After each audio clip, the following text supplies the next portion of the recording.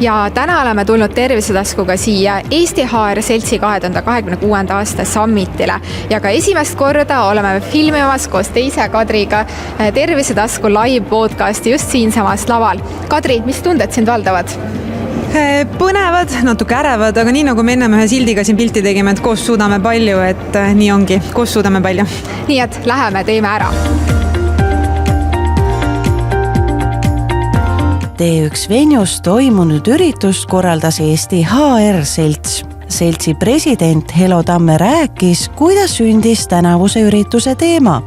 Mina, äri, inimesed, kestlikult. Me olemegi tahtnud võtta summitile fookus, et kuidas me juhime äri, ennast ja inimesi.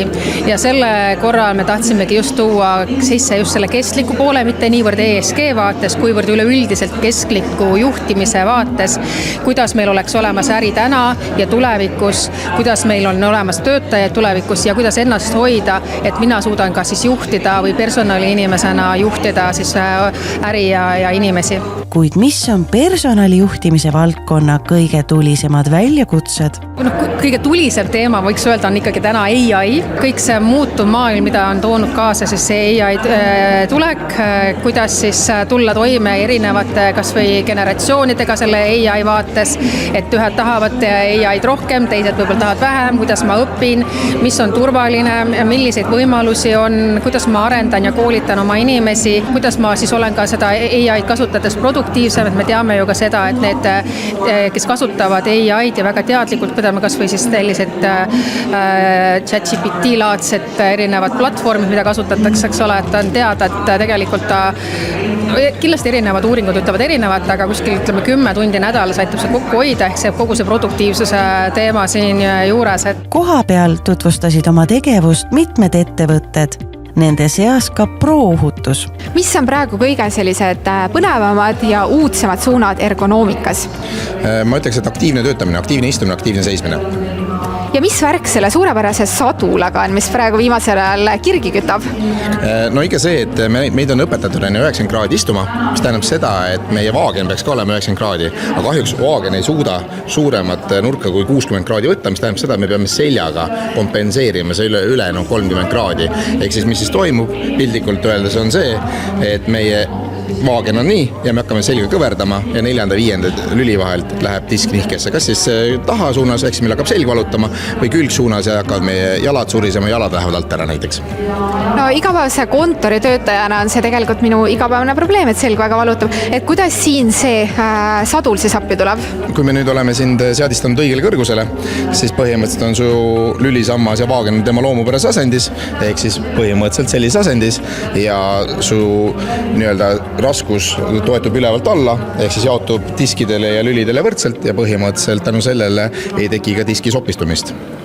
Ja kui nüüd disk on paigast ära läinud, kas on võimalik ta tagasi saada asendisse? Ja proovi sellega kiikuda, et sellel on selline kiikufunktsioon, mis paneb süvalihased tööle, mis tekitavad siis lülisamba ümber piisavalt tugeva luu- ja lihaskonna.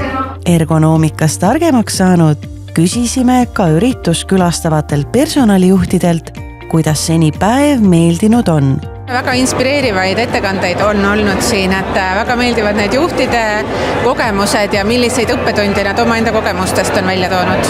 Mulle meeldib, et meil on väga palju erinevaid vaateid, et ei ole ainult üks kindel seisukoht, vaid ongi nagu erinevaid vaateid ja kogemust ja see lisab sellele autentsust juurde. Mirjam ja Airi lisasid, et tänasel tööturul kandidaatide otsimine ei ole keeruline. Kandidaate meil puudu ei ole, kandidaate pigem on, aga et nende hulgast leida õiged inimesed õigele kohale. Ja ma lisaks juurde ka, et see sama mõte, mis kõlas ka siit seminarit, et enne kui me lähme värbama, võtame selle hetke maha, et mis probleemi me ikkagi üritame lahendada, et ka see välja nii-öelda kutse, et võtta see hetk, et valideerida enne läbi, et mida me üldse lahendame.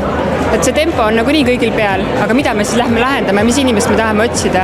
Kuigi AI kasutamisest ei saa mööda vaadata, rõhutasid Mirjam ja Airi, et inimsuhtlust peab kindlasti säilitama. Kui AI tungib peale, siis minu arvates ühe suuremaks väärtuseks saaks see isiklik kontakt. See isiklik kontakt, suhtlus ja see tagasiside ootust üksteisele peegeldamine. Summitil anti traditsiooniliselt üle tunnustused silmapaistvatele HR-valdkonna tegijatele. Aasta HR vabatahtliku tiitli pälvis Birgit Ruunik. no ma arvan, et tänane päev oli täis väga palju häid mõtteterasid, aga võib-olla kõige olulisem on see, et inimesed on olulised ja igaüks peab tegelikult ka ise võtma rolli selle eest, et nad oleksid õnnelikud nii tööl kui elus üldse. Uurisime ka, millised on palgajuttude edasised plaanid. No edasised plaanid on jätkata sellega, millega on praegu alustatud, ehk normaliseerida palgast rääkimist, üleüldse erinevatel tööelu teemadel rääkimist, julgelt, avatult, ausalt ja tahan väga liikuda ka sinna poole, et näidata meie kontol, kus videod saavad väga palju vaatamisi, just häid atraktiivseid tööandjaid. Summiti korraldajate sõnul tasub kõigil valdkonna tegijatel kohal olla, sest see on Eesti suurim HR-sündmus. See on selline suurepärane võimalus, et tulla kohale, inspireeruda, kuulata tegelikult valdkonna tegijatelt ja võrgustuda, sest Eestis see on kõige suurem Eesti HR-valdkonna selline konverents, kus tõesti on palju erinevaid inimesi koos tulles kokku kõikjalt Eestist, aga ka mujalt, kusjuures me oleme teinud ka üritused just hästi taskukohaseks, et sa saad ka eraisikuna tulla ja osa saada sellisest tegijatest, esinejatest ja inspireeruda.